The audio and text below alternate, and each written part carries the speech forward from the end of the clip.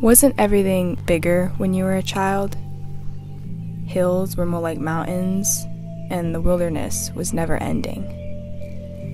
You could only imagine what the ocean held, or what stood at the end of the forest. Looking back, I can't help but miss the feeling of not knowing what's out there, or the feeling of being insignificant inside an almost magical world. Because in a magical world, it doesn't feel like your actions account for anything. Every footprint left behind is grown over with life, and every relic is lost like a grain of salt in the sea. But with growing consciousness comes change, and now I feel nothing less than fear. What was once a never-ending wilderness has become fragile and limited.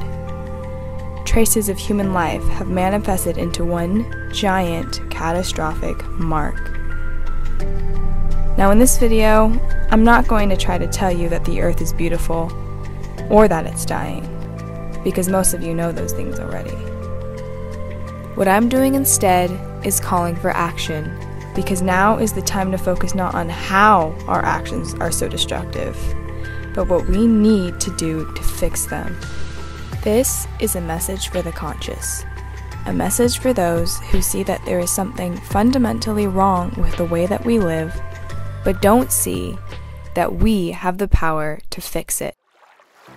Now, before I speak what's on my mind, I feel like I should introduce myself.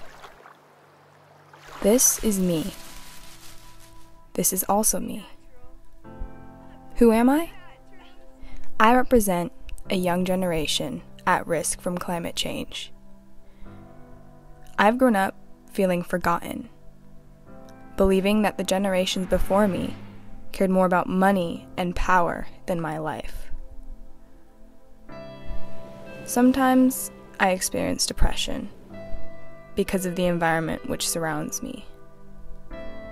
I understand that mending the earth requires mending ourselves, which seems impossible at times. But through it all, I have found hope.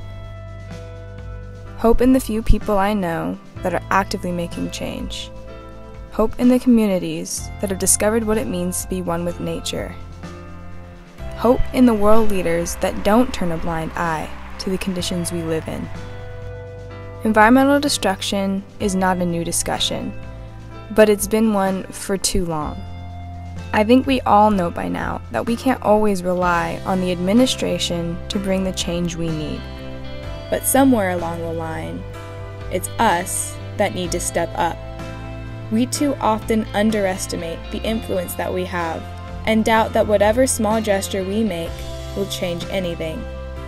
But don't forget that the success of America's biggest, baddest corporations relies on us. The success of malicious politicians relies on us. Every single piece of trash or wasted food comes from us. No matter who you are, there is always something you can do. Vote for what you believe in. Donate to a cause. Minimize your waste. Support good corporations.